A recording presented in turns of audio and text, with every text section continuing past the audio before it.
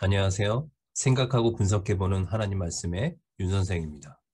오늘은 요한계시록 1장의 말씀을 생각해보고 분석해보겠습니다. 요한계시록 1장은 요한이 지금 본 곳이 무엇인지 말씀해주고 있습니다. 1장 말씀을 보겠습니다. 요한계시록 1장은 총 20절로 되어 있습니다. 요한이 지금 본 곳이 무엇인지 찾아보기 위해서 단락을 나누어 생각해보겠습니다. 저는 1장 말씀을 5단락으로 나눴습니다. 먼저 첫 번째 단락은 1절에서 3절까지 말씀입니다. 첫 번째 1절에서 3절까지는 이 책이 어떤 책인지 자세히 말씀해주고 있습니다. 이 책은 예수 그리스도의 계시이고 예언의 말씀으로서 하나님으로부터 직접 계시된 말씀이라고 밝히고 있습니다. 요한계시록은 예수 그리스도의 계시며 예언의 말씀입니다. 두 번째 단락은 4절에서 8절까지 말씀입니다. 4절에서 8절까지는 요한은 지금 7교회에 편지하는데 성부, 성령, 성자 하나님의 이름으로 편지하고 있음을 밝히고 있습니다. 이것은 이 편지의 내용이 성부, 성자, 성령, 삼위의 하나님으로부터 왔다는 것을 밝히고 있는 것입니다. 그러면서 요한은 예수님이 누구이신지 자세히 계시해주고 있습니다.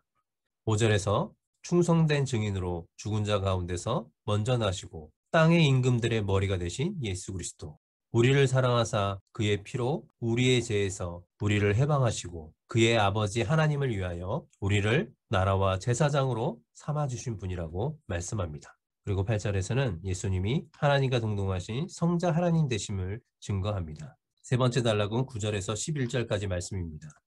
9절에서 11절까지는 지금 편지를 쓴 사람이 누구이며 언제 어디서 어떻게 해서 이 편지를 쓰게 되었는지 밝히고 있습니다. 계시록의 저자가 요한이라는 것을 밝히고 요한은 하나님의 말씀과 예수의 증언한 일로 patmos섬에 있을 때 주의 날, 주일날 성령의 감동이 되어 하나님의 음성을 듣고 7교회에 편지를 쓰게 되었다고 밝힙니다. 여기서 나팔 소리 같은 큰 음성은 하나님의 음성으로 상징하는 구약적 표현입니다. 출애굽기 19장을 참고하시기 바랍니다. 네 번째 단락은 12절에서 16절까지 말씀입니다.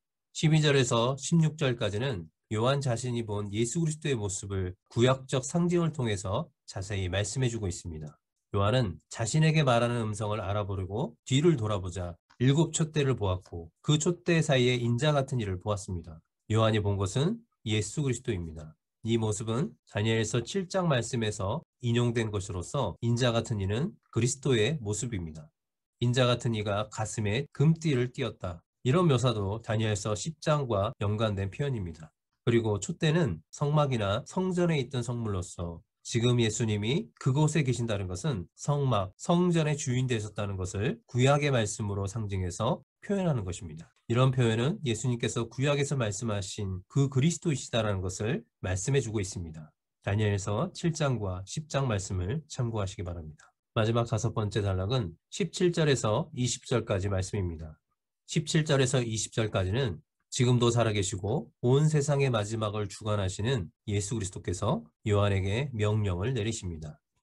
내가 본 것과 지금 있는 일과 장차 될 일을 기록하라. 이것이 요한에게 주신 사명이고 마지막 때를 사는 모든 교회가 알아야 하는 예수 그리스도의 계시입니다. 이제 요한은 자신이 본 것이 무엇인지 설명해주고 있습니다. 요한이 본 것은 예수님의 오른손의 7별의 비밀과 또 7금촛대입니다. 7별은 교회의 성도를 상징하는 것이고 7촛대는 교회를 상징하는 표현입니다. 이것은 예수님께서 성도와 교회의 주인 되심과 그들과 함께 계심을 보여주고 있습니다. 1장을 통해서 요한과 7교회 그리고 우리에게 보여주신 것은 예수님은 실패한 것이 아니다. 지금도 살아계시고 승리하셨다. 예수님은 영원하신 분이다. 1장은 예수님의 승리를 보여주었습니다. 예수님은 죽으심과 부활 그리고 하늘의 승천하심으로 승리하시고 하나님 나라의 첫 열매가 되셨다는 것을 보여주었습니다.